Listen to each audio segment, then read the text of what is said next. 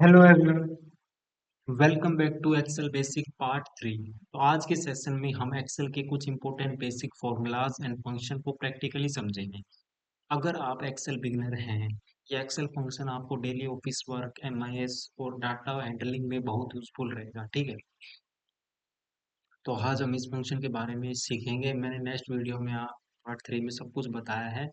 तो आज हम ऐसा फंक्शन यूज करने वाले हैं जो हमारे ऑफिस वर्क, अगर आप एमआईएस रिपोर्ट बनाते हो, ऑफिस में काम करते हो, या फिर डाटा एनालाइज हो, या फिर अपग्रेडिंग आप उसकी तैयारी कर रहे हो। ठीक है, तो डाटा एनालाइज में बहुत कॉमनली यूज होता है वो उस फंक्शन का नाम है एक फंक्शन। एक फंक्शन नाम है उसका। अगर आप एक्सेल को सिर्फ फॉर्मूलाज या याद करने के लिए नहीं बल्कि रियल जॉब में यूज करना सीखना चाहते हो तो ये वीडियो एंड तक जरूर देखिए और कमेंट्स में बताइए आपका क्या थॉट्स है। तो मान लीजिए मेरे पास एम्प्लॉयज की टेबल है। ठीक है, तो मेरे पास यहाँ पे मैं आपको बता देता हूँ सिंपल सा। ठीक है, इफ कंडीशन का यूज करने के लिए हमें फंक्शन कंडीशन चेक करने के लिए यूज होता है। आप देखो ध्यान से, इफ फंक्शन का यूज कंडीशन चेक करने के लिए यूज होता है। सबसे पहले हमारे पास एक सेल्स रिपोर्ट है। ठीक है, अब मैं आपको एक बार गूगल पे ले जाता हूँ और दिखाता हूँ आपको। ठीक है, तो सेल्स रिपोर्ट हमारे कंडीशन चेक करने के लिए यूज होता है नॉर्मली। ठीक है, तो इसमें हम क्या करते हैं, स्टेप वन, सबसे पहले हमारे पास एक सेल्स रिपोर्ट है जो एक एम्प्लॉय सेल्स रिपोर्ट है। ठीक है, हमारे पास क्या है, एक सेल्स रिपोर्ट है। अब मैं आपको दिखाता हूँ हमारे पास कौन सी रिपोर्ट है। तो हमारे पास तीन डाटा है, हमारे पास तीन रोज है जिसके अंदर तीन कॉलम है, और पांच रोज है और तीन कॉलम है। एम्प्लॉय सेल्स और टारगेट। अब इसके अंदर मेरे पास क्या कंडीशन आई है, जिसकी सेल्स 50,000 से ज्यादा है। जिसकी सेल्स 50,000 से ज्यादा है उसका टारगेट अचीव दिखाओ, और जिसकी सेल्स 50,000 से कम है उसका टारगेट नॉट अचीव दिखाओ। तो ये कंडीशन आ गई, तो यहाँ पे क्या लिखेंगे हम, रिजल्ट। यहाँ पे मैं क्या लिखूंगा, रिजल्ट। ठीक है, तो यहाँ पे क्या आ गया, रिजल्ट। अब मेरे पास क्या कंडीशन आई, इफ क्या लिखना है मैंने, लॉजिकल टेस्ट में आप क्या करोगे, पी इससे ग्रेटर देन यानी 50,000 से ज्यादा है तो टारगेट अचीव दिखाओ, 50,000 से कम है तो टारगेट अचीव दिखाओ। तो यहाँ पे क्या आएगा, टारगेट,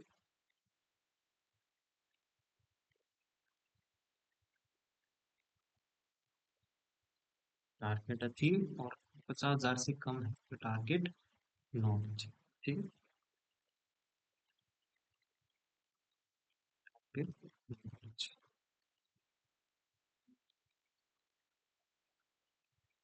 यहाँ पे मेरे पास आ चुका है, यहाँ से 50,000 से ज्यादा टारगेट, टारगेट से ज्यादा सेल्स है तो यहाँ पे टारगेट अचीव आ गया। यहाँ पे आपने इस पे करके इसको यहाँ पे करना है तो ये आ गया आपके पास ट्रैक। ब्रेक करने के लिए सारे फॉर्मूले आप यहाँ पे कर दिए हैं, और यहाँ पे हमारे पास देखो कंडीशन आ चुकी है। ठीक है, जो मैंने बताया था आपको भी। ठीक है,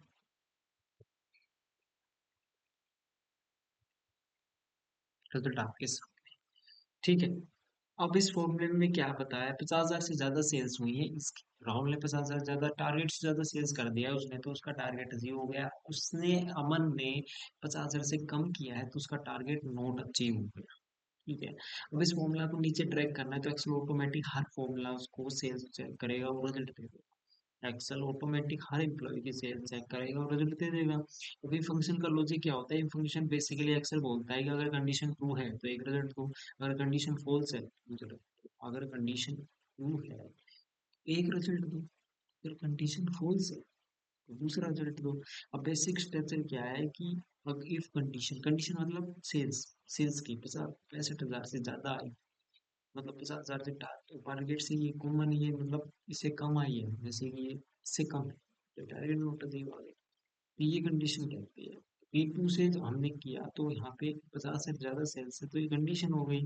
अगर टारगेट अचीव है तो ये ट्रू कंडीशन है, अगर टारगेट नॉट अचीव तो फॉल्स है। ठीक है, दोनों कंडीशन आ गई, ट्रू फॉल्स कंडीशन आ गई। अब एक और फोर्स, अब एक और ऑफिस एग्जाम्पल समझो आप। मान लो एचआर के पास एम्प्लॉय अटेंडेंस डाटा है। ठीक है, अब एचआर के पास एम्प्लॉय अटेंडेंस डाटा है तो यहाँ पर रियल अब सोचो आप एक कंपनी में एमआईएस एग्जीक्यूटिव हो, तो मैनेजर ने आपको 5,000 एम्प्लॉय की सेल्स रिपोर्ट देता है और बोलता है कि टार कि बोलता है मैनेजर बोलता है आपको कि तभी बोनस इजिबल होना चाहिए।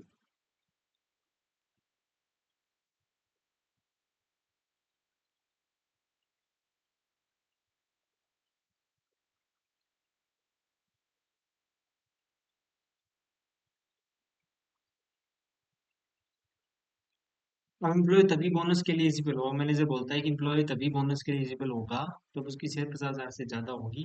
तो इसके अंदर दो कंडीशन आ गई। अब ये जब एलिजिबल होगा जब इसकी सेल्स मतलब एक अटेंडेंस का जिक्र आ गया इसके अंदर, और एक हमारे पास यहाँ पे जो बोनस है बोनस का जिक्र आ गया, और यहाँ पे हमारे पास एक सेल्स का जिक्र आ गया। जिससे हमारे पास एक एम्प्लॉय तभी बोनस के लिए एलिजिबल होगा जब उसकी सेल्स 50,000 से ज्यादा हो या अटेंडेंस 95% यूज। ठीक है, यहाँ पर इफ के साथ एंड फंक्शन यूज करना पड़ेगा आपको। यहाँ पे आपको इफ के साथ एंड फंक्शन यूज करना पड़ेगा। अब इफ, अब यहाँ पे बताता हूँ मैं आपको। ठीक है, मैंने यहाँ पे किया,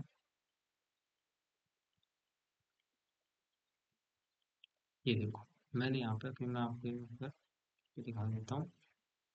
यहाँ पे देखो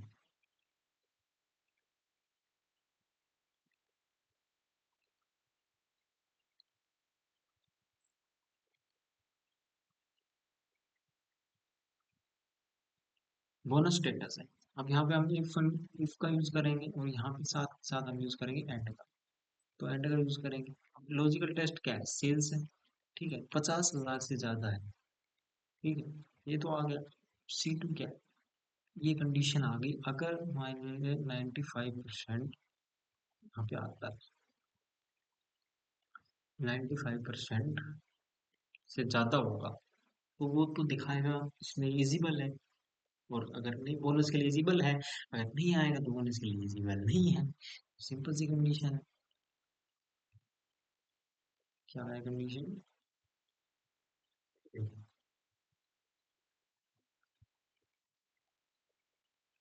बोनस इजिबल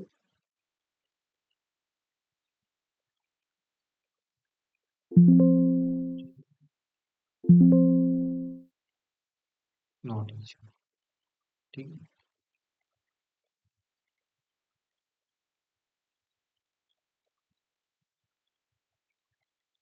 नॉट इजिबल।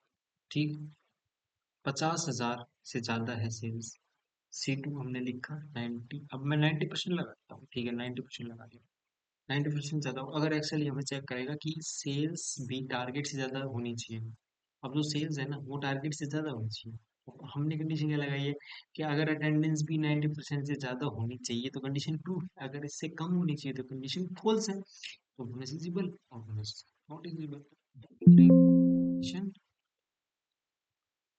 तो हमारे पास क्या आ गया, पॉइंट ये, यहाँ पे आपने ड्रैग डाउन करना है और ये आपके पास कंडीशन आ चुकी है। ठीक है, ओके। तो ये आपके पास क्लियर हो चुकी है। इंट्रोगेट में ये याद रखना है, अगर इंटू में इंटरवल क्वेश्चन पूछता है why do we function in excel, तो आपने क्या देना है, सिंपल आंसर दे सकते हो कि ये use in function we need to return different result based on condition and target achievement. अगर कोई टारगेट अचीव करता है तो कंडीशन ट्रू है, अगर टारगेट अचीव नहीं करता है तो कंडीशन फॉल्स है। तो टुडे हमने आपके इफ फंक्शन का यूज किया, कंडीशन चेक की है, ट्रू फॉल्स रिजल्ट निकाले, और यहाँ पे इफ प्लस एंड का यूज किया। ठीक है, अगर आप एक्सेल के लिए जो प्रिपरेशन से सीख रहे हो तो एक फंक्शन को प्रॉपरली प्रैक्टिस जरूर करो आप। और नेक्स्ट पास्ट हम एक्सेल के इफ प्लस मल्टीपल कंडीशन और डीपली समझेंगे, जिससे आप परफॉर्मेंस को एक्सीलेंटली गुड, एवरेज और पुअर कैटेगरी में ऑटोमेटिकली क्लासिफाई कर पाओगे। ठीक है, तो यहाँ तक के लिए इतना ही था। ठीक है, चैनल को सब्सक्राइब करिए, लाइक करिए वीडियो को। ठीक है, थैंक यू।